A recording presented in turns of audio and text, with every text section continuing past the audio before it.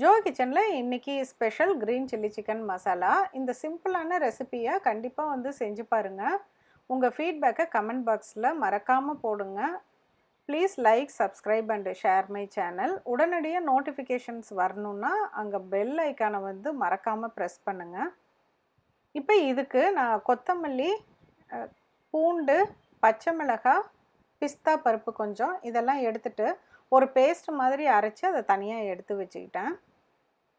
அப்புறம் boneless chicken தான் இதுக்கு நல்லாயிருக்கும். போன்லெஸ் சிக்கனையும் இந்த மாதிரி கட் பண்ணி தனியாக எடுத்து வச்சுட்டேன். இப்போ ஒரு பேனில் 2 டீஸ்பூன் கீ தான் இதுக்கு வந்து டேஸ்ட்டாக இருக்குது, அதனால் கீயே யூஸ் பண்ணுங்கள். கீ போட்டு கொஞ்சம் இஞ்சி பூண்டு பேஸ்ட்டு போட்டு நல்லா வதக்கிக்கலாம். கீயில் வந்து இஞ்சி பூண்டு பேஸ்ட்டை வதக்கிறப்பயே அந்த ஒரு ஃப்ளேவர் ரொம்ப நல்லாயிருக்கும். இது கூடயே கொஞ்சம் பச்சை மிளகாவும் ஒரு 2 to 3 பச்சை மிளகாய் உங்கள் காரத்துக்கு தகுந்த மாதிரி போட்டுக்கோங்க. அப்புறம் போன்லெஸ் சிக்கனை வந்து இப்போ இதோடையே சேர்த்திட்டு நம்ம நல்லா வந்து பெரட்டி விட்டுக்கலாம். இது ஒரு 300 கிராம் அளவுக்கும் இருந்துச்சு. இப்போ நல்லா பெரட்டி விட்டோம்னா அந்த இஞ்சி பூண்டோட பேஸ்ட்டோட ஃப்ளேவர், அதுக்கப்புறமேலு அந்த பச்சை மிளகாவோட ஃப்ளேவர் எல்லாமே வந்து இந்த சிக்கனுக்கு போகும். அப்புறம் கொத்தமல்லி பவுடர், சீரக பவுடர் இது 2யும் போட்டு உப்பும் கொஞ்சம் முன்னாடி போட்டிருக்கேன். 2யும் போட்டு நல்லா வந்து பெரட்டி விட்டுறலாம். இப்போ நான் இதுக்கு தண்ணி ஊற்றலை, போன்லெஸ்ங்கிறனால சீக்கிரம் வெந்துடும். அப்படி தண்ணி வேணும் அப்படின்னு சொன்னாலும் கொஞ்சமாக வந்து தண்ணி ஊற்றிக்கலாம்.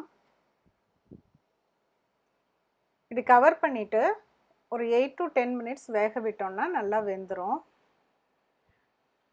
தேவைன்னா மட்டும் தண்ணி தெளித்து வேக வச்சுக்கலாம். இப்போ நல்லா வெந்துருச்சு. இந்த ஸ்டேஜில் வந்து நம்ம அரைச்சி வச்சுருக்க அந்த க்ரீன் சில்லி பேஸ்ட்டை வந்து போட்டுக்கலாம்.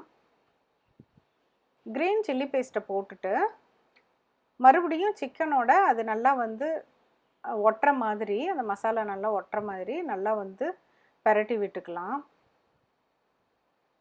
பெரட்டி விட்டுட்டு அதுக்கப்புறமேலு கொஞ்சம் தண்ணி ஊற்றிடுங்க. தண்ணி வந்து கொஞ்சமாக ஊற்றினா போதும். கொஞ்சமாக ஊற்றி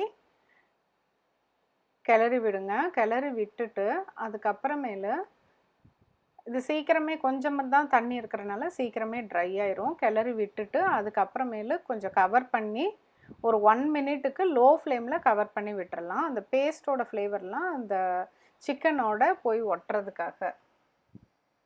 அதுக்கப்புறம் இவ்வளோ ட்ரை ஆயிரும். ரொம்ப ட்ரையாக இருக்குதுன்னு நினச்சா லைட்டாக வந்து தண்ணி தெளித்த மாதிரி விட்டுட்டு அது நல்லா சூடானதுக்கப்புறமேலு நல்லா பெரட்டி விட்டு நிறுத்திடலாம். அவ்வளோதான். இது எந்த விதமான சாப்பாட்டுக்குமே சைட் டிஷ்ஷாக ரொம்ப நல்லாயிருக்கும். அப்படியேவும் சாப்பிட்லாம். கண்டிப்பாக இதை செஞ்சு பாருங்கள்.